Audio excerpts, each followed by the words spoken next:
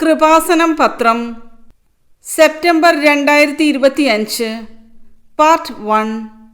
ബഹുമാനപ്പെട്ട ജോസഫ് അച്ഛൻ്റെ സന്ദേശം. ഉടമ്പടിയിലിരിക്കുന്നവർ ചോദിക്കേണ്ടത് പരിശുദ്ധാത്മാവിനെ. കാരണം ഇതാണ്: ചില സമയത്ത് നമ്മുടെ ജീവിതത്തിൽ ദൈവത്തിൻ്റെ ഒരു ഇടപെടലും ഇല്ലാത്ത സമയമുണ്ടാകും. ദൈവത്തിൻ്റെ സാന്നിധ്യം ഫീൽ ചെയ്യാത്ത ഒരു സമയം. പരിശുദ്ധ അമ്മയുടെ ജീവിതത്തിൽ ഈശോയെ കാണാത്ത 3 ദിവസമുണ്ട്. ആ സമയം പരിശുദ്ധ അമ്മ ഈശോയോട് ചോദിക്കുന്നുണ്ട്, എന്തുകൊണ്ടാണ് നീ ഞങ്ങളോട് ഇങ്ങനെ ചെയ്തതെന്ന്. ലൂക്ക 2-ാം അധ്യായം 48-49 വചനങ്ങൾ. അവനെ കണ്ടപ്പോൾ മാതാപിതാക്കൾ വിസ്മയിച്ചു. അവൻ്റെ അമ്മ അവനോട് പറഞ്ഞു, മകനെ, നീ ഞങ്ങളോട് ഇങ്ങനെ ചെയ്തതെന്ത്? നിന്റെ പിതാവും ഞാനും ഉത്കണ്ഠയോടെ നിന്നെ അന്വേഷിക്കുകയായിരുന്നു. അവൻ അവരോട് ചോദിച്ചു, നിങ്ങൾ എന്തിനാണ് എന്നെ അന്വേഷിച്ചത്? ഞാൻ എൻ്റെ പിതാവിൻ്റെ കാര്യങ്ങളിൽ വ്യാപൃതനായിരിക്കേണ്ടതാണെന്ന് നിങ്ങൾ അറിയുന്നില്ലേ? ഈ ആബ്സെൻസ് വരുന്ന സമയം, നമുക്ക് പ്രാർത്ഥനയ്ക്ക് ഉത്തരമില്ലാത്ത സമയം, വേദനയും ക്ലേശവും തോന്നുന്ന സമയം, ചിലരെങ്കിലും ചോദിക്കും, ഞാൻ ഉടമ്പടി എടുത്തതാണല്ലോ, എന്നിട്ടും എന്നോടിങ്ങനെ ചെയ്യുന്നത് എന്താണെന്ന്. അപ്പോൾ കർത്താവ് പറയുന്നത്, മറുപടി തരുന്നത്, അത് പിതാവിൻ്റെ കാര്യമാണെന്നാണ്. പിതാവിൻ്റെ കാര്യം എന്താണ്? പിതാവിൻ്റെ കാര്യം എന്ന് പറയുമ്പോൾ ഈശോ പിതാവിൽ നിന്ന് കൊണ്ടുവന്നത് എന്താണെന്ന് നാം അറിയണം. നമ്മുടെ ജോലി, വീട്, വിവാഹം, പറമ്പ് വാങ്ങിക്കൽ, അങ്ങനെയുള്ള ഭൗതികമായ ഏർപ്പാടല്ല അത്. ഈശോയുമായിട്ട് ബന്ധമില്ലെങ്കിലും സാധാരണ നിരീശ്വരന്മാർക്ക് പോലും കിട്ടുന്ന കാര്യങ്ങളാണ് അത്. പിതാവിൽ നിന്ന് ഈശോ കൊണ്ടുവരുന്ന തനത് ഗിഫ്റ്റ്, അത് കൃപയാണ്. കൃപയും സത്യവും അവൻ വഴിയുണ്ടായി. യോഹന്നാൻ 1:17. എന്തുകൊണ്ടെന്നാൽ നിയമം മോശ വഴി നൽകപ്പെട്ടു, കൃപയും സത്യവുമാകട്ടെ യേശു ക്രിസ്തു വഴി ഉണ്ടായി. കൃപയാണ് പിതാവിൽ നിന്ന് കൊണ്ടുവന്നത്. എപ്പോഴും കൃപയെക്കുറിച്ച് പറയുമ്പോൾ ഉടനെ ബൈബിൾ പിതാവിനെ കൊണ്ടുവരും. അതാണ് മത്തായി 12:18 നാം വായിക്കുന്നത്. ഇതാ ഞാൻ തിരഞ്ഞെടുത്ത എൻ്റെ ദാസൻ, എൻ്റെ ആത്മാവ് പ്രസാദിച്ച എൻ്റെ പ്രിയപ്പെട്ടവൻ, ഞാൻ അവൻ്റെ മേൽ എൻ്റെ ആത്മാവിനെ അയക്കും. പിതാവിൽ നിന്ന് കൊണ്ടുവന്നത് പരിശുദ്ധാത്മാവും പരിശുദ്ധാത്മാവിൻ്റെ കൃപാദാനങ്ങളുമാണ്. അതാണ് ഈശോ പറയുന്നത് യോഹന്നാൻ 14:16. ഞാൻ പിതാവിനോട് അപേക്ഷിക്കുകയും എന്നേക്കും നിങ്ങളോടുകൂടി ആയിരിക്കാൻ മറ്റൊരു സഹായകനെ അവിടുന്ന് നിങ്ങൾക്ക് തരികയും ചെയ്യും. പിതാവ് എന്ന് പറഞ്ഞാൽ പിന്നെ പരിശുദ്ധാത്മാവിൻ്റെ നടപടിക്രമം എന്നാണ് അതിൻ്റെ അർത്ഥം. ക്യാഷ് ആൻഡ് കൈൻഡ് പരിപാടിക്ക് പിതാവുമായി നേരിട്ട് ബന്ധമില്ല. It is already given. അത് നമ്മുടെ ബുദ്ധിയും ബോധവും അനുസരിച്ച് ആർജിച്ചെടുക്കുകയാണ് ചെയ്യുന്നത്. പിതാവിൻ്റെ കാര്യം എന്ന് പറയുന്നതിൻ്റെ ഒരു കാര്യം പരിശുദ്ധാത്മാവിനെ നമുക്ക് ലഭിക്കുന്നതാണ്. Absence of God. അതുപോലെ തന്നെ നമ്മുടെ പ്രാർത്ഥനയ്ക്ക് ക്യാഷ് ആൻഡ് കൈൻഡ് ആയിട്ട് ഉത്തരം കിട്ടുന്നില്ല എങ്കിൽ, ദൈവത്തെ പോലും കാണാത്ത ഒരു കാലമായിട്ട് പൗലോസിൻ്റെ കപ്പൽ അനുഭവത്തിൽ പറയുന്ന കുറേ നാളത്തേക്ക് സൂര്യനെ കാണാത്ത ഒരു കാലം, അത് നമ്മുടെ ജീവിതത്തിലും ഉണ്ടാകും. കുറേ നാളത്തേക്ക് ഒരു ദൈവാനുഭവവും ഉണ്ടാകില്ല. അപ്പോൾ മണ്ടന്മാർ എന്തു ചെയ്യുമെന്നറിയാമോ? രാവിലെ എഴുന്നേൽക്കാൻ താമസിക്കും. ചിലർ പ്രത്യക്ഷീകരണ പ്രാർത്ഥന ഉച്ചയ്ക്ക് ചൊല്ലിയാൽ മതിയോ എന്ന് ചോദിക്കും. അപ്പോൾ കൈവിട്ടുപോയി എന്നാണ് അതിൻ്റെ അർത്ഥം. അതായത് അവരുടെ ലൈഫിൽ ദൈവത്തെ അനുഭവിക്കാത്ത ചില ദിവസങ്ങളാണ്. പ്രത്യക്ഷീകരണ പ്രാർത്ഥന ചൊല്ലിയിട്ടും വലിയ കാര്യമൊന്നുമില്ല. പ്രത്യക്ഷീകരണ പ്രാർത്ഥനയല്ല, ദൈവത്തെ പോലും വിളിക്കാത്ത ആൾക്കാർ കാനഡയിൽ പോയി. ഇതെല്ലാം ചെയ്തിട്ട് നിൽക്കുന്ന ഞാൻ നാട്ടിൽ തന്നെ നിൽക്കുന്നുണ്ട്. എൻ്റെ ഏജന്റ് എന്നെ പറ്റിച്ചെന്നാ തോന്നുന്നത്. പിതാവിനെ ആബ്സെന്റ് ആയിട്ട് തോന്നുന്ന ഒരു സമയം. ഈ ടൈമാണ് നമ്മൾ കൈകാര്യം ചെയ്യേണ്ടത്. അതായത് അനുഭവങ്ങൾ ഘടകവിരുദ്ധമായിട്ട് വരുമ്പോഴും പരിശുദ്ധ അമ്മ ചോദിച്ചു, എന്താണ് ഞങ്ങളോട് ഇങ്ങനെ ചെയ്തത്? അപ്പോൾ ഈശോ നൽകുന്ന മറുപടി പിതാവിൻ്റെ കാര്യത്തെ പറ്റിയാണ്. അപ്പോൾ എന്താണ് മാറ്റിപ്പിടിക്കാൻ പറയുന്നത്?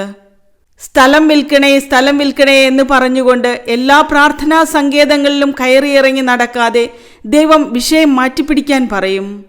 ഈ സ്ഥലം എന്നും നിങ്ങളോടുകൂടെ ഉണ്ടാകില്ല. കർത്താവ് വളരെയധികം ക്ലിയർ ആയിട്ടാണ് സംസാരിക്കുന്നത്. നിങ്ങളൊന്നും മാറ്റിപ്പിടിക്കേണ്ടി വരും. ദൈവം ആഗ്രഹിക്കുന്നത് എന്നേക്കും നിങ്ങളോടുകൂടെ ആയിരിക്കാനാണ്. ചിലർ വന്നിട്ട്, അച്ഛാ, എവിടെയെങ്കിലും ഓർഫനേജിലാക്കി തരുമോ, മക്കൾ എന്നെ ഉപേക്ഷിച്ചെന്ന് പറയും. ഇവിടെ ചില വല്യമ്മമാർ വരും. സന്ധ്യയായാലും പോകില്ല. ഞങ്ങൾ പിന്നെ അവരെ ഇവിടെ എവിടെയെങ്കിലും കോൺവെന്റിൽ കൊണ്ടുപോയി കിടത്തും. അവർ പറയുന്നത്, മക്കൾ ഉപേക്ഷിച്ചു, അച്ഛൻ കൊണ്ടുപോയി അനാഥാലയത്തിലാക്കി തരണമെന്നാണ്. അപ്പോൾ മക്കളായാലും എന്നേക്കും നിങ്ങളോടുകൂടെ ആയിരിക്കില്ല. ചിലപ്പോൾ കെട്ടിവന്ന ആൾക്കാർക്ക് നിങ്ങളുടെ സംസാരം പോലും ഇഷ്ടമുണ്ടാകില്ല. മകൻ നമ്മുടെ കൂടെ ഒരിക്കലും കൂടില്ല. മകനെ കെട്ടിക്കുമ്പോൾ തന്നെ ഉപേക്ഷിച്ചേക്കണം. പല പ്രശ്നങ്ങളും ഉരുത്തിരിയുന്നത് പല മാതാപിതാക്കളും മക്കളെ കെട്ടിച്ചിട്ടും നിങ്ങൾ കെട്ടിപ്പിടിച്ചുകൊണ്ടിരിക്കുന്നത് കൊണ്ടാണ്. വചനത്തിൽ എഴുതിയിരിക്കുന്നത് മാതാപിതാക്കന്മാരെ വിട്ട് ഭാര്യയോട് ചേരും എന്നാണ്. അപ്പോൾ തന്നെ വിട്ടേക്കണം. 90-ാമത്തെ വയസ്സിലും പിടിച്ചുകൊണ്ടിരിക്കുന്നവരുണ്ട്. ഒന്നും പ്രതീക്ഷിക്കരുത്. കർത്താവ് പറയുന്നത് എന്നേക്കും നിങ്ങളോടുകൂടി ആയിരിക്കാൻ മറ്റൊരു ആശ്വാസകനെ നൽകുമെന്നാണ്. വ്യക്തികൾ കുറച്ചു കഴിയുമ്പോൾ മരിച്ചു പോകും. എന്നിട്ട് നമ്മൾ കുഴിക്കരികിൽ പോയി കഴിഞ്ഞാൽ 8 മണിക്കത്തെ കുർബാനയും കൂടി കുഴിക്കരികിൽ പോയി പ്രാർത്ഥിച്ചിട്ട് അവിടെ തന്നെ ഇരിക്കും. പഴയ കാര്യം ഓർത്തുകൊണ്ടിരിക്കും. വിട്ടതായിട്ട് നേരത്തെ കൂട്ടണം മക്കളെ, എഴുതിത്തള്ളണം. എപ്പോഴായാലും ഈശോ പറഞ്ഞതുപോലെ നിങ്ങൾ സമ്പാദിച്ചതെല്ലാം ആരുടേതാകും. ലൂക്ക 12:20. എന്നാൽ ദൈവം അവനോട് പറഞ്ഞു, ഭോഷ, ഈ രാത്രി നിന്റെ ആത്മാവിനെ നിന്നിൽ നിന്ന് ആവശ്യപ്പെടും. അപ്പോൾ നീ ഒരുക്കി വച്ചിരിക്കുന്നവ ആരുടേതാകും? നാം ക്രിസ്തുവിനെ അറിയണം. അല്ലാതെ ക്രിസ്തുവിന്റെ ആനുകൂല്യം കൊണ്ട് ജീവിതകാലം മുഴുവൻ ജീവിക്കാനല്ല. ക്രിസ്തു തന്നെയാണ് പിതാവിന്റെ ആനുകൂല്യം. ചില സമയത്ത് നീ ഞങ്ങളോട് ഇങ്ങനെ ചെയ്തതെന്താണ്, ഞാനും നിന്റെ പിതാവും കൂടി എന്തുമാത്രം നിന്നെ അന്വേഷിച്ചെന്നറിയാമോ എന്ന് ചോദിക്കുമ്പോൾ ഈശോ ഇങ്ങനെ മറുപടി പറയും, നിങ്ങൾ എന്തിനാണ് എന്നെ അന്വേഷിച്ചത്? എന്തിനാണ് നിങ്ങൾ ആധി കൊണ്ടത്? എന്തിനാണ് നിങ്ങൾ ഉത്കണ്ഠപ്പെട്ടത്? എന്തിനാണ് നിങ്ങൾ കണ്ണീർ വാർത്തത്? ഇത് പിതാവിൻ്റെ സമയമാണെന്ന് നിങ്ങൾക്ക് അറിയാൻ പാടില്ലേ എന്ന്. ഇത് പരിശുദ്ധാത്മാവിനെ സ്വീകരിക്കാനുള്ള സമയമാണ്. ഓരോ വേദനയുടെ സമയങ്ങളും, മക്കൾ കൈവിട്ടു, ഭാര്യ കൈവിട്ടു എന്നൊക്കെ പറയുന്ന ഓരോ കാലങ്ങളും എന്നേക്കും ദൈവത്തോടുകൂടെ ആയിരിക്കാനുള്ള ഒരു ദൈവവിളിയാണ്. പരിശുദ്ധാത്മാവിനെ സ്വന്തമാക്കാനുള്ള വിളിയാണ്. ഞാൻ അമേരിക്കയിൽ ധ്യാനിപ്പിച്ചപ്പോൾ അവിടെ ഫിലാഡൽഫിയയിൽ ധ്യാനിപ്പിക്കാൻ വിളിച്ച അച്ഛൻ ഞാൻ പോരുന്നതിന് ഒരു ദിവസം മുമ്പ് പറഞ്ഞു, അച്ഛാ, എപ്പോഴും ഞാൻ കരഞ്ഞുകൊണ്ടിരിക്കുകയാണ്. കർത്താവിൻ്റെ കാര്യങ്ങൾ കേൾക്കുമ്പോൾ എൻ്റെ കണ്ണ് നിറയും. കുർബാന അർപ്പിക്കുമ്പോൾ എൻ്റെ കണ്ണ് നിറയും. കർത്താവിൻ്റെ കാര്യങ്ങൾ കേൾക്കുമ്പോൾ, ആരുടെയെങ്കിലും ദൈവാനുഭവങ്ങൾ വരുമ്പോൾ കണ്ണ് നിറയും. എനിക്ക് ഭയങ്കര ചമ്മൽ തോന്നുന്നു അച്ഛാ എന്ന് പറഞ്ഞു. എന്നോട് അതെന്താണെന്ന് ചോദിച്ചു. അപ്പോൾ ഞാൻ പറഞ്ഞു, അച്ഛൻ CP വർക്കി അച്ഛൻ്റെ ജീവന്റെ പ്രകാശം എന്ന പുസ്തകം ഒന്ന് വായിക്കണം. അച്ഛൻ മരിച്ചുപോയി. ശാലോമിൻ്റെ സ്പിരിച്വൽ ഫാദർ ആയിരുന്നു. ബുക്കിൻ്റെ ഒരു ഭാഗം മുഴുവൻ കണ്ണീരിൻ്റെ വരങ്ങളെക്കുറിച്ചാണ് പറയുന്നത്. Gift of tears. കഴിഞ്ഞ ദിവസം കൃപാസന മൾത്താരയിൽ ഒരു സാക്ഷ്യം പങ്കുവയ്ക്കുകയുണ്ടായി. ഏഞ്ചൽ എന്നു പേരുള്ള ഒരു മകൾ ഉടമ്പടിയെടുത്തു. ഏഞ്ചലിന്റെ പ്രശ്നം എന്ന് പറഞ്ഞാൽ MSc കെമിസ്ട്രി സ്റ്റുഡൻ്റ് ആണ്. പക്ഷെ അവളുടെ തീസിസ് റിജക്റ്റ് ചെയ്യുന്നു. ഗൈഡുമാരുടെ ഭാരം താങ്ങുന്ന എന്തുമാത്രം മക്കളുണ്ടെന്നറിയാമോ? നിങ്ങൾ നിങ്ങളുടെ താഴെ വർക്ക് ചെയ്യുന്നവരോട് കുറച്ച് കരുണ കാണിക്കണം. നിങ്ങളുടെ വിദ്യാഭ്യാസം, അതുമല്ലെങ്കിൽ സങ്കീർണമായ ഔന്നത്യം അവരുടെ മേൽ അടിച്ചേൽപ്പിക്കാൻ നോക്കരുത്. പ്രൊജക്റ്റ് ചെയ്യുന്നവർ അനുഭവിക്കുന്ന ടെൻഷൻ നിസ്സാര ടെൻഷനല്ല. ഏഞ്ചലിൻ്റെ വർക്കെല്ലാം ഗൈഡ് ക്യാൻസൽ ചെയ്ത് കളയും. ഒരു പ്രോജക്റ്റും അംഗീകരിക്കില്ല.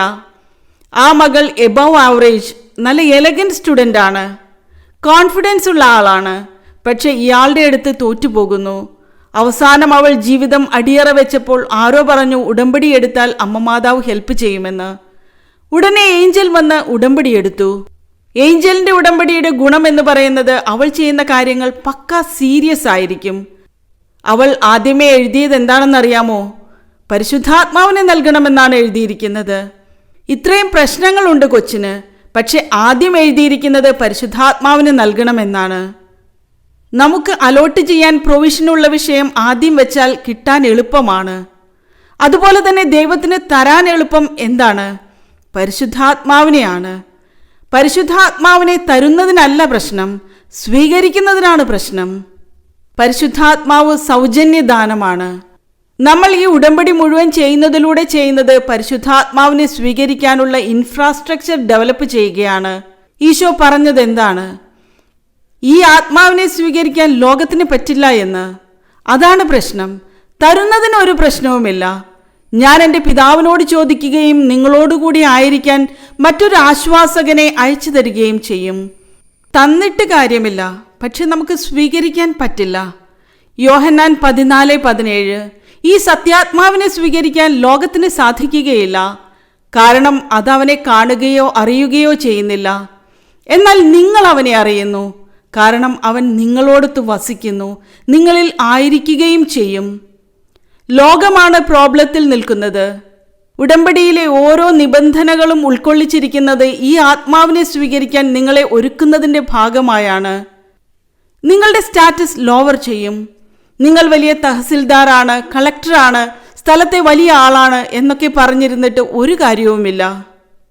ചില വ്യക്തികൾ കുറച്ച് പ്രാർത്ഥിക്കാം, 5-6 ദിവസം നല്ലതുപോലെ പ്രാർത്ഥിക്കാം, എന്നിട്ട് നടക്കുമോ എന്ന് നോക്കട്ടെ എന്ന് പറഞ്ഞ് ഉടമ്പടി ഉഴപ്പും.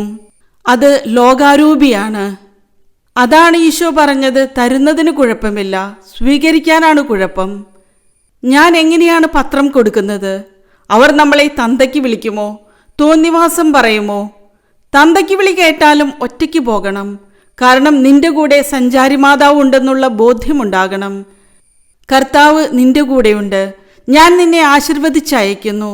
അപ്പോൾ ദൈവത്തിൻ്റെ ഇവാഞ്ചലിസ്റ്റ് അഥവാ പ്രേക്ഷിതനായിട്ടാണ് പോകുന്നത്. ഇത് കൂട്ടം കൂടി പോയിട്ട് വോട്ട് പിടിക്കുന്ന പാർട്ടി പ്രവർത്തനമൊന്നുമല്ല. നിങ്ങൾ ഒരു വീട്ടിൽ ചെല്ലുമ്പോൾ തരുന്നത് ഭക്ഷിക്കാനാണ് വചനം പറയുന്നത്. ലൂക്ക 10:8. ഏതെങ്കിലും നഗരത്തിൽ നിങ്ങൾ പ്രവേശിക്കുകയും അവർ നിങ്ങളെ സ്വീകരിക്കുകയും ചെയ്യുമ്പോൾ നിങ്ങൾക്ക് വിളമ്പുന്നത് ഭക്ഷിക്കുവിൻ. ചിലപ്പോൾ അവർ നമ്മളെ തന്തയ്ക്ക് വിളിക്കും. ഭ്രാന്താണോ നിങ്ങൾക്ക്, പറ്റിപ്പും കൊണ്ട് നടക്കുകയാണോ എന്ന് ചോദിക്കും. ഒരു വീട്ടിൽ ചെന്നാൽ കിട്ടുന്നത് ഭക്ഷിക്കാനല്ലേ പറയുന്നത്? ഇത് ഞാൻ എടുക്കില്ല, വേറെ തരാൻ പറയുമോ? അങ്ങനെ പറയില്ല. കർത്താവിൻ്റെ നാമത്തിലാണ് നമ്മൾ പോകുന്നത്. അങ്ങനെ വരുമ്പോൾ പരിശുദ്ധാത്മാവ് നിന്നിൽ നിറഞ്ഞു നിൽക്കും. നീ നേടിയതെല്ലാം നിനക്ക് ദൈവം തന്ന ദാനമാണ്. പരിശുദ്ധാത്മാവിനെ കിട്ടുമ്പോൾ ചില സമയത്ത് ഒരു കാലാവസ്ഥ ചേഞ്ചിങ് ഉണ്ടാകും. ദൈവസ്നേഹമുണ്ടെങ്കിൽ നമ്മൾ അതിനെ ആക്സെപ്റ്റ് ചെയ്യാൻ തയ്യാറാകും. അതിനകത്തുള്ള സംഭവങ്ങൾ നമുക്ക് സന്തോഷമുണ്ടാക്കും. അതല്ലേ യേശു പറയുന്നത്, അപ്പോൾ നിങ്ങൾ ആഹ്ലാദിച്ച് ഉല്ലസിക്കുവിൻ, സ്വർഗത്തിൽ നിങ്ങൾക്കുള്ള പ്രതിഫലം വലുതായിരിക്കുമെന്ന്. മത്തായി 5:11-12 വചനങ്ങൾ. എന്നെ പ്രതി മനുഷ്യർ നിങ്ങളെ അവഹേളിക്കുകയും പീഡിപ്പിക്കുകയും എല്ലാവിധ തിന്മകളും നിങ്ങൾക്കെതിരെ വ്യാജമായി പറയുകയും ചെയ്യുമ്പോൾ നിങ്ങൾ ഭാഗ്യവാന്മാർ.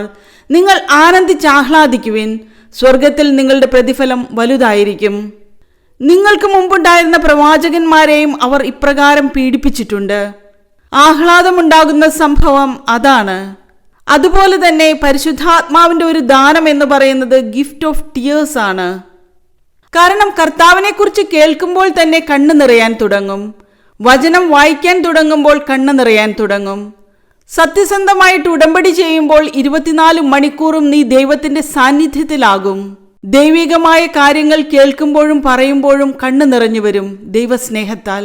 അത് ഏത് വിഷയത്തിലായാലും. ബൈബിളിൽ കണ്ണുനീരിനെ കുറിച്ച് ഒത്തിരി പറയും. നിന്റെ കണ്ണുനീർ ഞാൻ കുപ്പിയിൽ ശേഖരിക്കും.